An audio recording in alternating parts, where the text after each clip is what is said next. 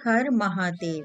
12 ज्योतिर्लिंगों की कड़ी में आज मैं आपको छठे ज्योतिर्लिंग श्री भीमेश्वर ज्योतिर्लिंग के बारे में बताऊंगी। ये ज्योतिर्लिंग गुवाहाटी के पास ब्रह्मपुर पहाड़ी पर अवस्थित है। इस ज्योतिर्लिंग की स्थापना के विषय में शिव पुराण में ये कथा दी गई है। प्राचीन काल में भीम नामक एक महाप्रतापी राक्षस था। वह कामरूप प्रदेश में अपनी माँ के साथ रहता था। वह महाबली राक्षस राक्षस राज रावण के छोटे भाई कुंभकर्ण का पुत्र था, लेकिन उसने अपने पिता को कभी देखा ना था। उसके होश संभालने के पूर्व ही भगवान राम के द्वारा कुंभकर्ण का वध कर दिया गया था। जब वह युवावस्था को प्राप्त हुआ, तब उसकी माता ने उसे सारी बातें बताईं। भगवान विष्णु के अवतार श्री रामचंद्र जी द्वारा अपने पिता के वध की बात सुनकर वह महाबली राक्षस अत्यंत संतप्त और क्रुद्ध हो उठा। अब वह निरंतर भगवान श्री हरि के वध का उपाय सोचने लगा। उसने अपने अभीष्ट की प्राप्ति के लिए 1000 वर्ष तक कठिन तपस्या की। उसकी तपस्या से प्रसन्न होकर ब्रह्मा जी ने उसे लोक विजयी होने का वर दे दिया। अब तो वह राक्षस ब्रह्मा जी के उस वर के प्रभाव से सारे प्राणियों को पीड़ित करने लगा। उसने देवलोक पर आक्रमण करके इंद्र आदि सारे देवताओं को वहां से बाहर निकाल दिया।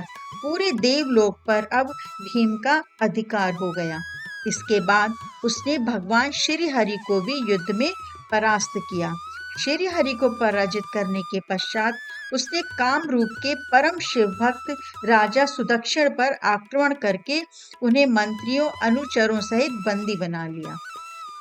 इस प्रकार धीरे धीरे उसने सारे लोकों पर अपना अधिकार जमा लिया। उसके अत्याचार से वेदों, पुराणों, शास्त्रों और स्मृतियों का सर्वत्र एकदम लोप हो गया। वह किसी को भी धार्मिक कृत्य नहीं करने देता था। इस प्रकार यज्ञ, दान, तप, स्वाध्याय आदि के सारे काम एकदम रुक गए। उसके अत्याचार की भीषणता से घबराकर ऋषि मुनि और देवगण भगवान शिव के शरण में गए और उनसे अपना तथा अन्य सारे प्राणियों का दुख कहा। उनकी ये बात प्रार्थना सुनकर भगवान शिव ने कहा, मैं शीघ्र ही उस अत्याचारी राक्षस का संहार करूंगा। उसने मेरे प्रिय भक्त कामरूप नरेश सुदक्षिण को भी सेवकों सहित बंदी बना लिया है। वह अत्याचारी असुर अब और अधिक जीवित रहने का अधिकारी नहीं रह गया है। भगवान शिव से ये आश्वासन पाकर ऋषि, मुनि और देवगण अपने अपने स्थान को वापस लौट गए। इस राक्षस भीम के बंदी गृह में पड़े हुए राजा सुदक्षिण ने भगवान शिव का ध्यान किया। वे अपने सामने पार्थिव शिवलिंग रखकर अर्चना कर रहे थे।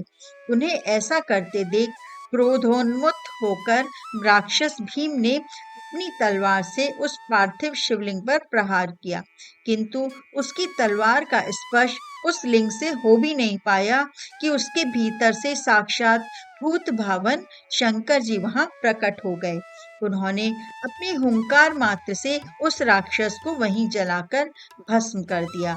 भगवान शिव जी का ये अद्भुत कृत्य देखकर सारे ऋषि, मुनि और देवगण एकत्र होकर उनकी स्तुति करने लगे।